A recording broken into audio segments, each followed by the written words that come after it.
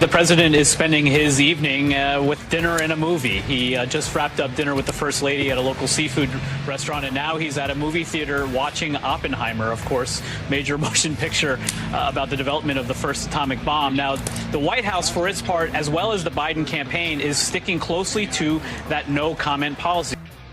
Yeah, okay. You went to dinner and a movie and maybe a walk on the beach. How about that?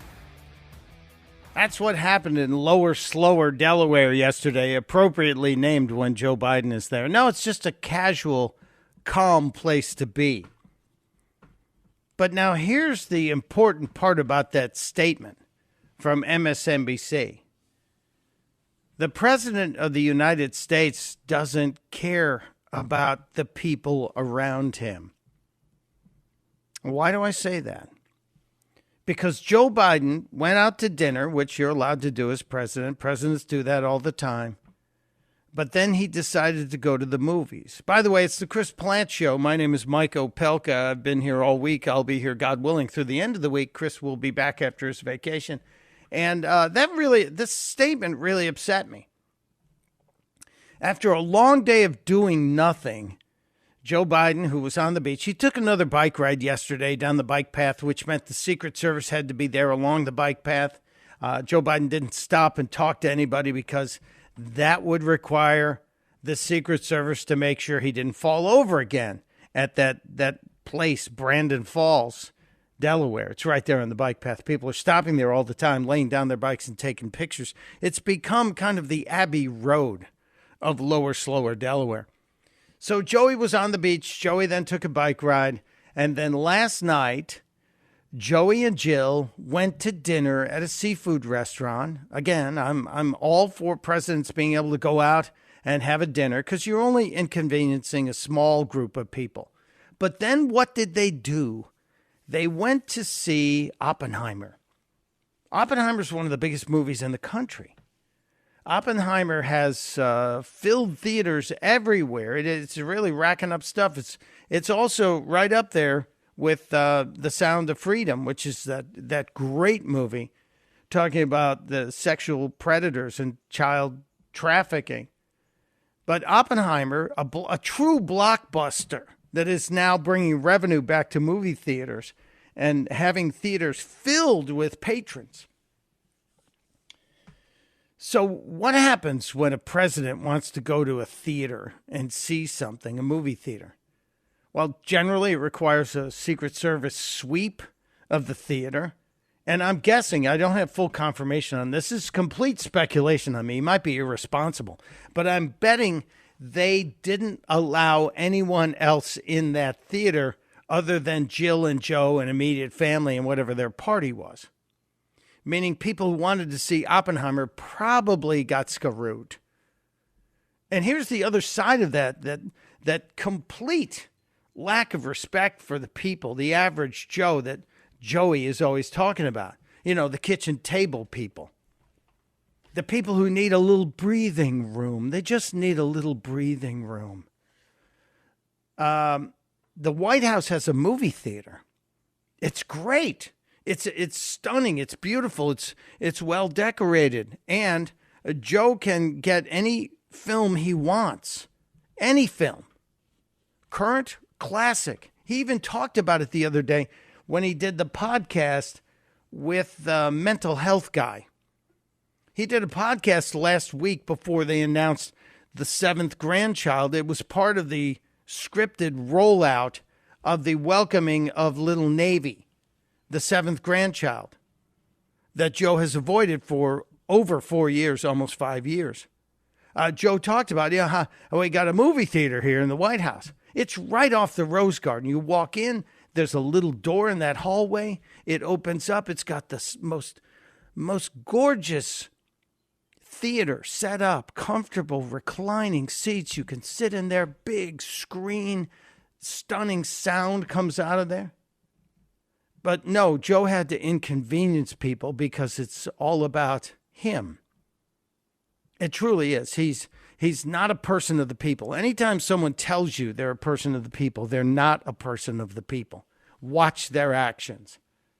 Joe Biden, taking over a movie theater when he's got a movie theater. And I'll bet you there's also in the beach house, although we've not been privy to the Biden beach house, we've been told by the administration that that's kind of off limits. We're not even allowed to know who comes and goes, who visits Joe Biden. The White House at least has visitor logs. The beach house does not. Who's visiting the president? If the White House truly travels with the president, why shouldn't we be allowed to see who's going there? Why shouldn't we be told who Joe Biden is meeting with? I'm just saying. This 10-day vacation, which, I get it. The presidency moves with the president. That's one of the great things about our government. Even when he's on Air Force One, the White House is kind of in the air. They've got all kinds of communication. So I'm not worried about him being on vacation all this time. I'm really not. A lot of people get upset about it. It's okay. Because if there were a true emergency, and I kind of feel like there are that he's not really paying attention to, if there were a true emergency, a real president could do something. But it's all about inconveniencing people that I find just to be distasteful.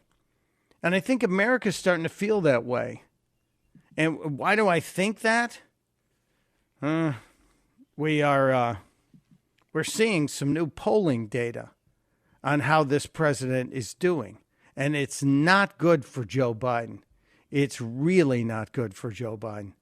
As a matter of fact, the latest poll, 39% is where Joe Biden is on approval rating. 39%. His favorability ratings remain low, while at least half of Democratic primary voters say their party should nominate somebody else. Anybody else. A blender would be more acceptable than Joseph Robinette Biden Jr. Literally a blender. Only 45% of Democrat voters, this is in the new New York Times Siena College poll, 45% of Democrat voters say the 80-year-old Joe Biden should be renominated. Now that's up from July of last year, when just 26% of voters said Joe should be renominated, but maybe they're buoyed by that. But a solid 39% of registered voters approve of the way Joe is handling his job. He is only matched in his low-level approval ratings, this according to Gallup. He is only matched by Jimmy Carter when it comes to all post-World War II presidents. Only Jimmy Carter sucked more in the minds of the people. What Gallup does is looks at the presidential approval rating by quarters. Joe Biden in his 10th quarter went from April 20th through July 19th, and they mushed all the polls together, and Joe is down there. 40.7% is the average. Now, it's down 3 points from the June reading, so he's not doing well. And as I said, he's only barely ahead of Jimmy Carter. Barely. It's not good. This can't be good for the Democrats. And I know you're thinking, well, maybe Kamala could step in there. Whoa. Oh, I'm sorry to disabuse you of that thought. Kamala Harris at 38% favorability rating, slightly lower than Joe, and similar to what she was getting in terms of numbers back in late 2022. So all of the efforts to push Kamala out and to make her more palatable, it ain't working because she's an empty vessel. She is not smart. She's not likable. She qualified based on being a person of color and having the vajayjay. She checked 2 boxes for Joe Biden and the voters. But America is smarter than that. That's the great thing about this country. Eventually, people see through the spin. And these 2 polls, the New York Times poll and this Gallup poll, should be very worrisome to Democrats. Because at the same time, you have Robert Kennedy Jr. out and about now, down at the border. He made a statement yesterday saying, I was against Trump's wall, but now that I'm here, now that I see what's going on, gee, if only our elected officials would actually go to the border and see what's going on, what's happening to those poor border towns.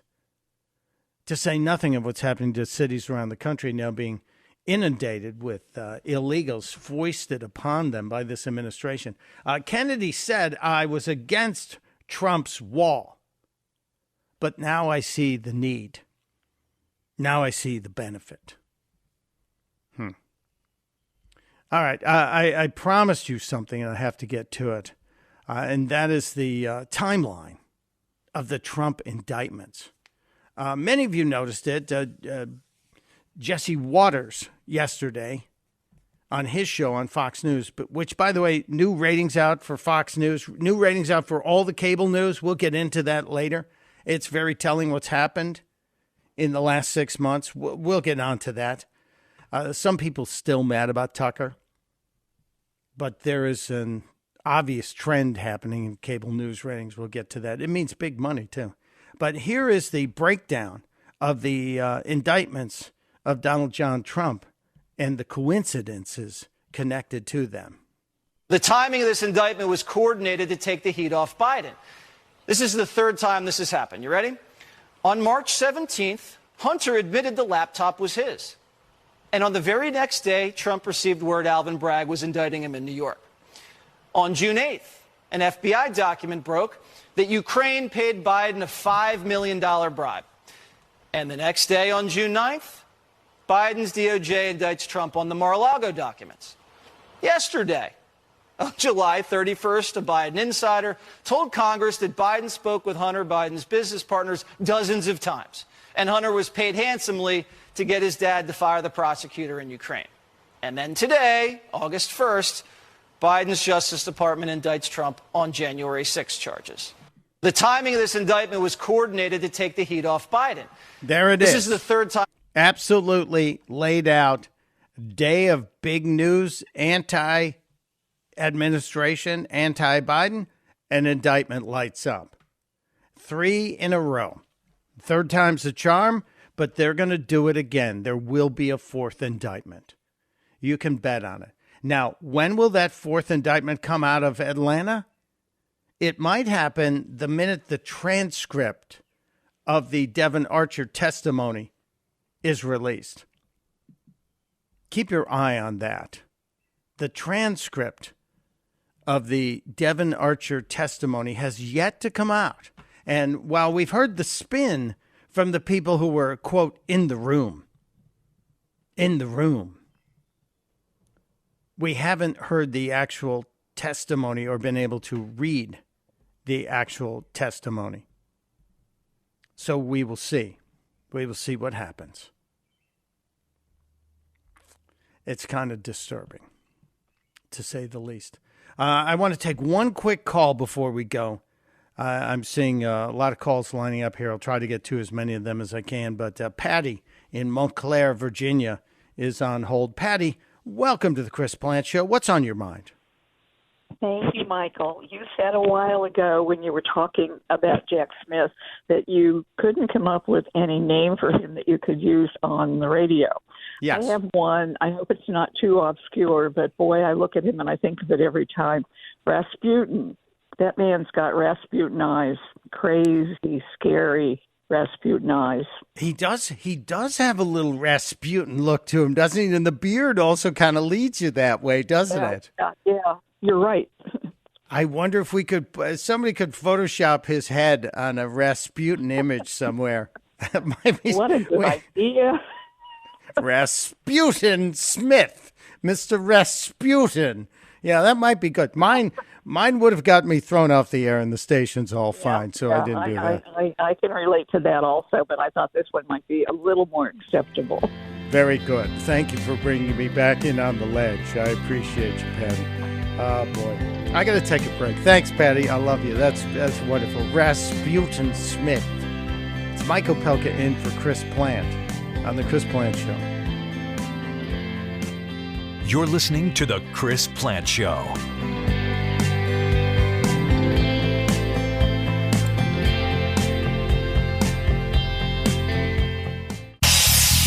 Hey, Chris here with some exciting news. Now you can listen to me live on the WMAL app.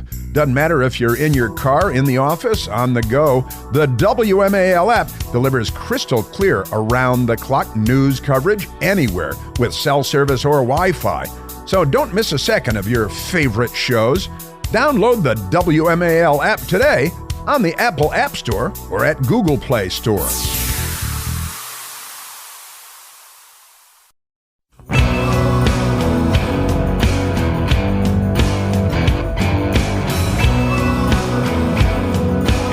Chris Plant Show on a Wednesday. Mike Opelka breaking down as much of the big news as I can today. Of course, we've covered indictment number 3, and we're speculating on whether or not indictment number 4 against Donald Trump will show up.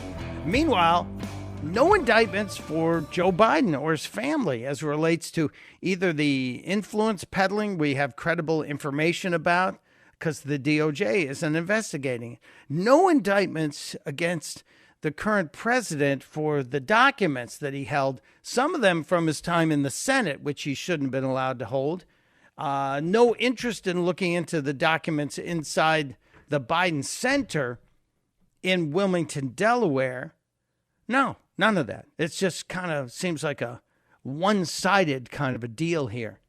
Not exactly balanced justice. We did get a great nomination, though, for a new nickname for Jack Smith, the guy who's not indicting anyone with a D after their name.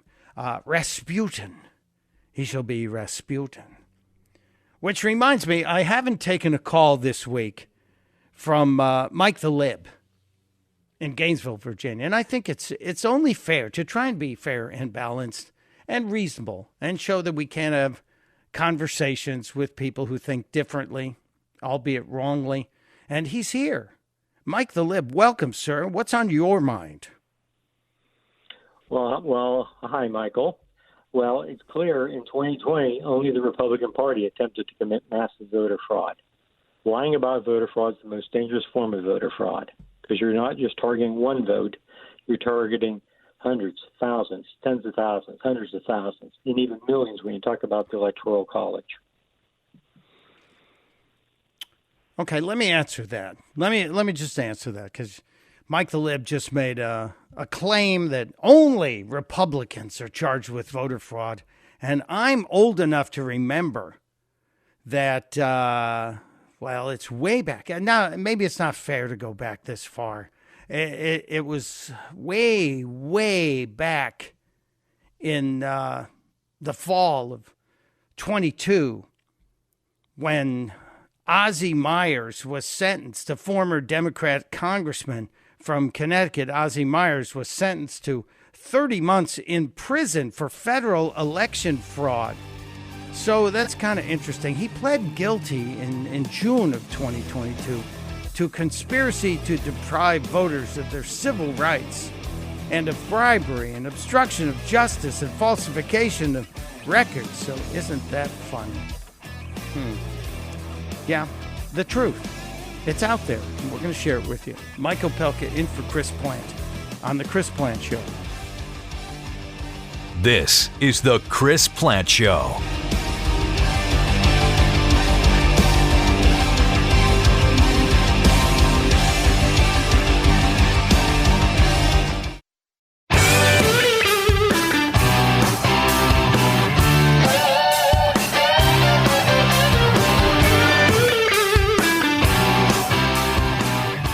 Welcome to Wednesday. It's the Chris Plant Show. Mike Opelka in for my buddy Chris Plant. We're looking at a lot of different topics today. We may sound a little obsessed with the third indictment of the president, but, it's only because the Democrats are obsessed. They're trying to kneecap Donald Trump to keep him out of the 2024 election.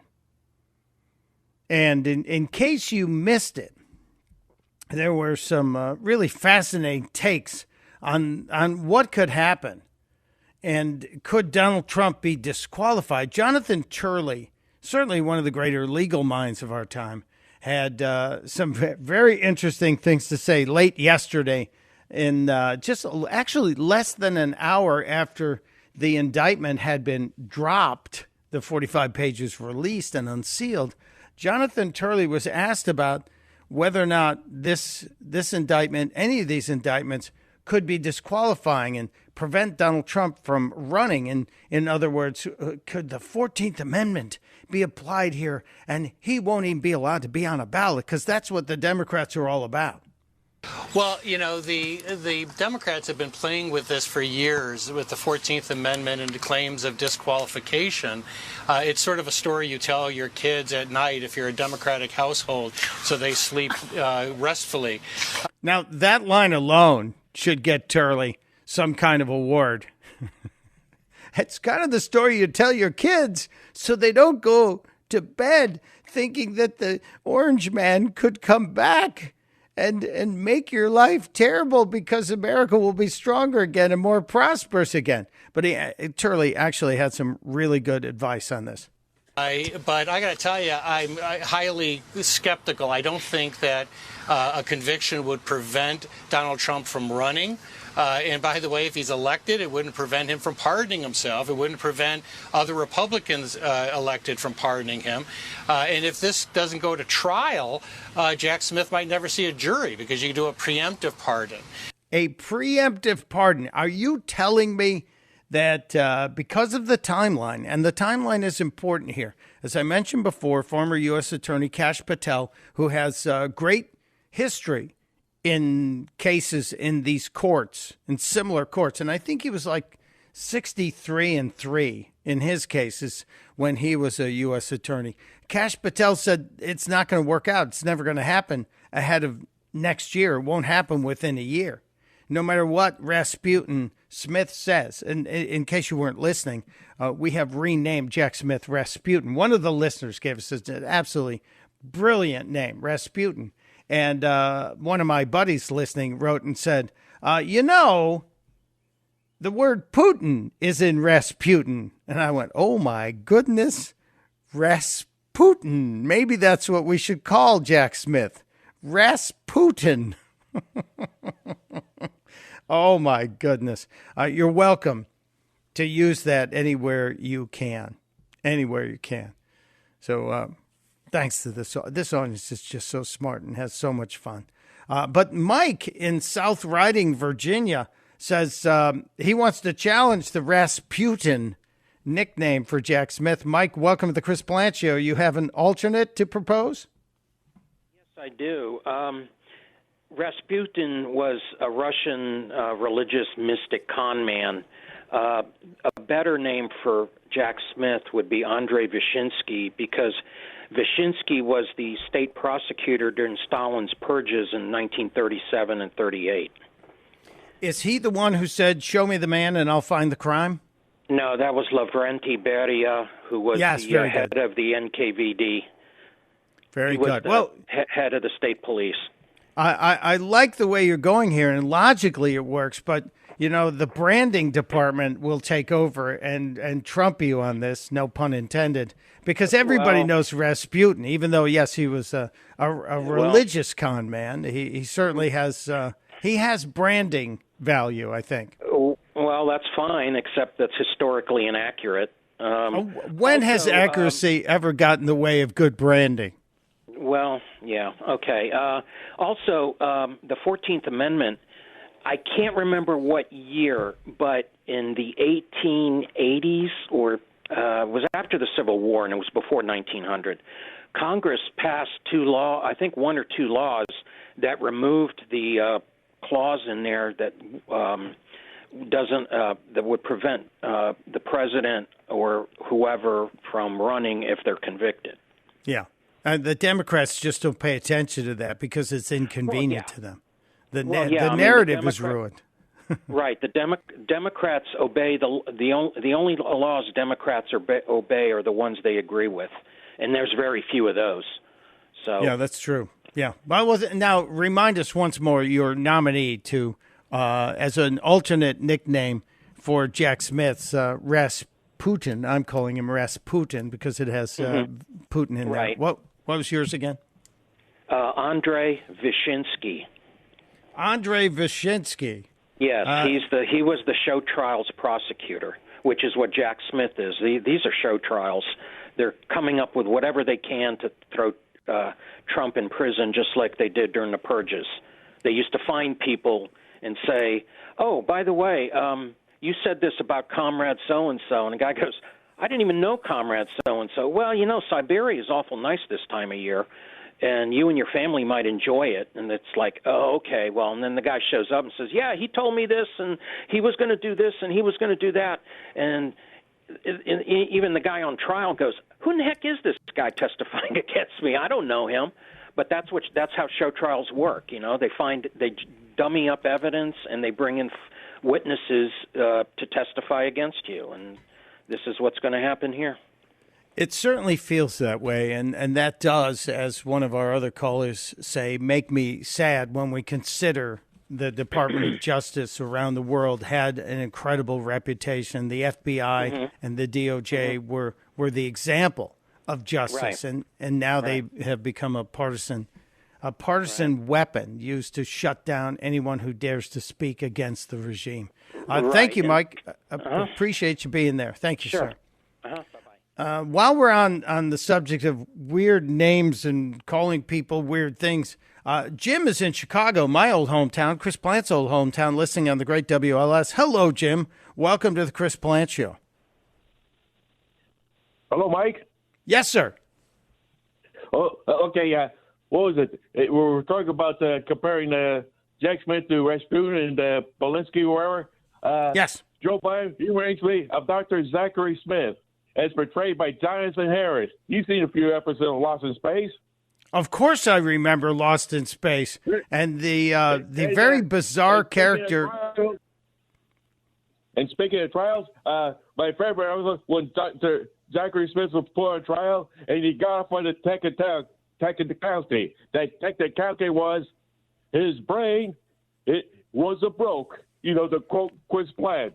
Yes, Just like to quote the great Chris Plant, he's a brain, she's a broke. She doesn't work. Thank you, Jim. Say hello to my old hometown. I miss Chicago.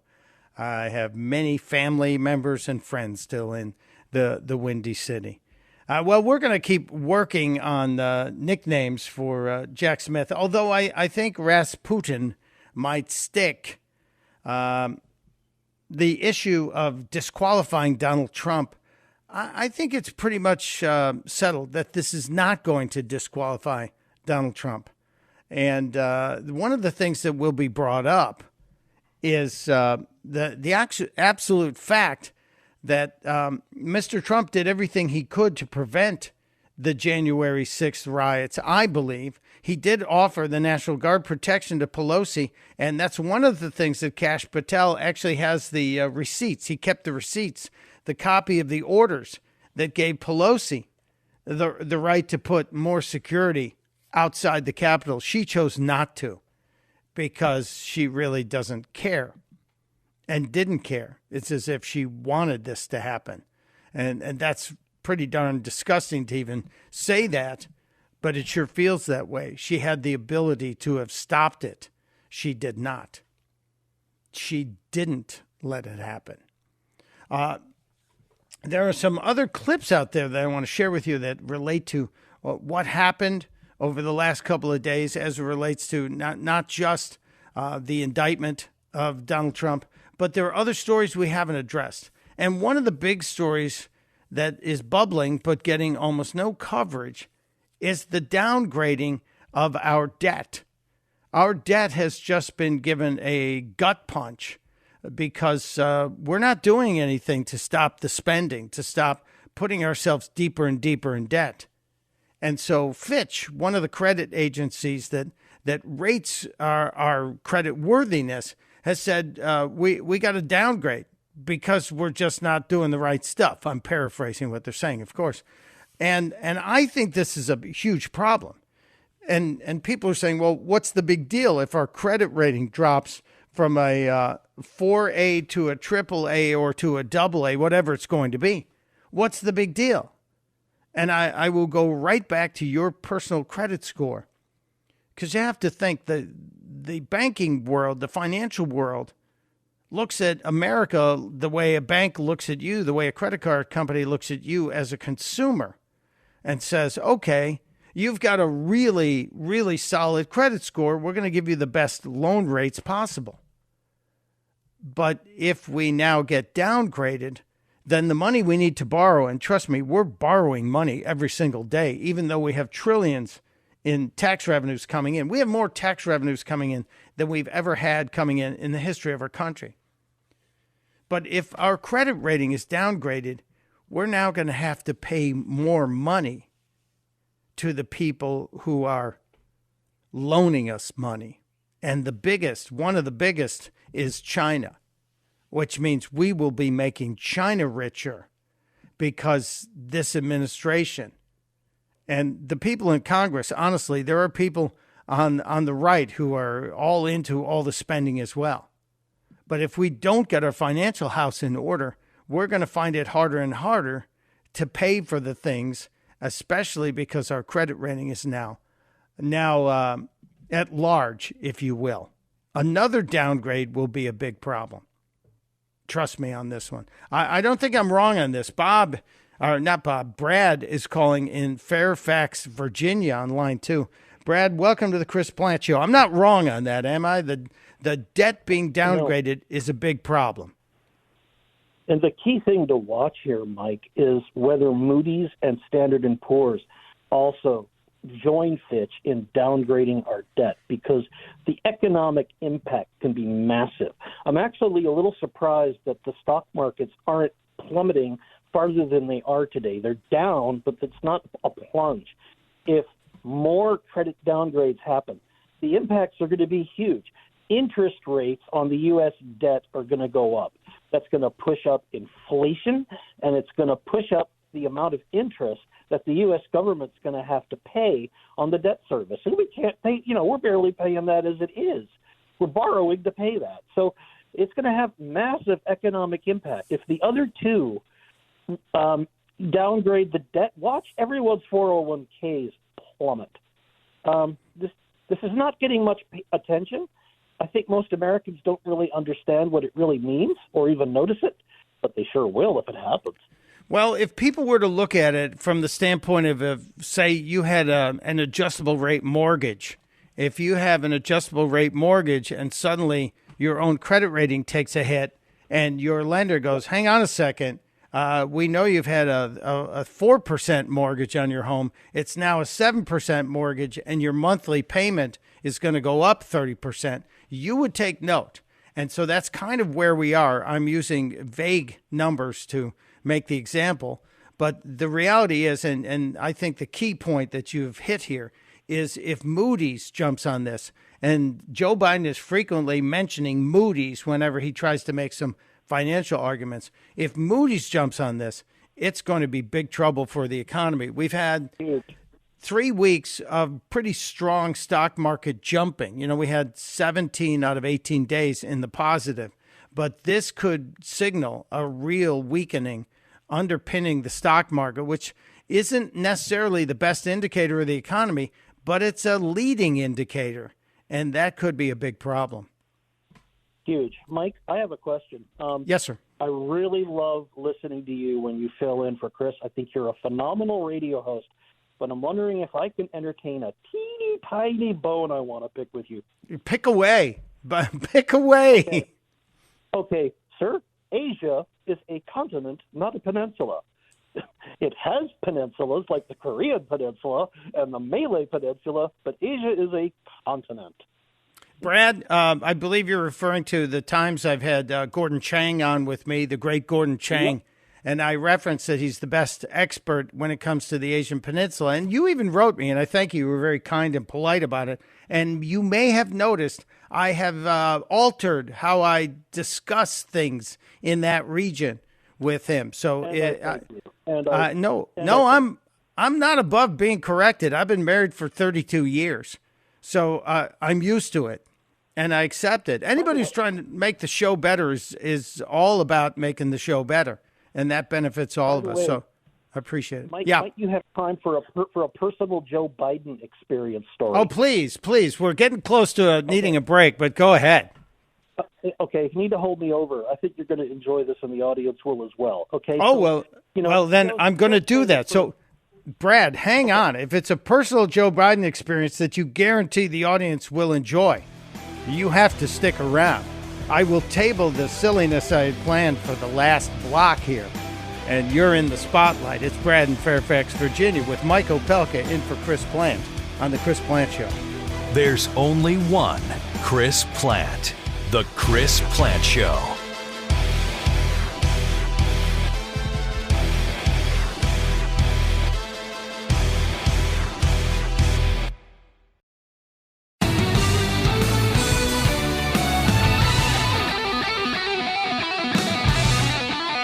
Mike Opelka is my name, in for my buddy Chris Plant on The Chris Plant Show.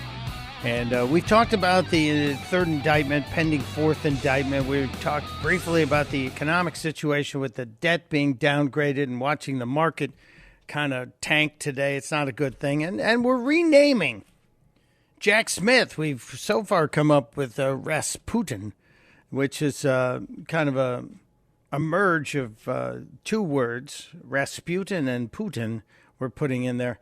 And then Brad regaled us with some thoughts on the downgrade of the debt, but claims he has a great Joe Biden encounter story.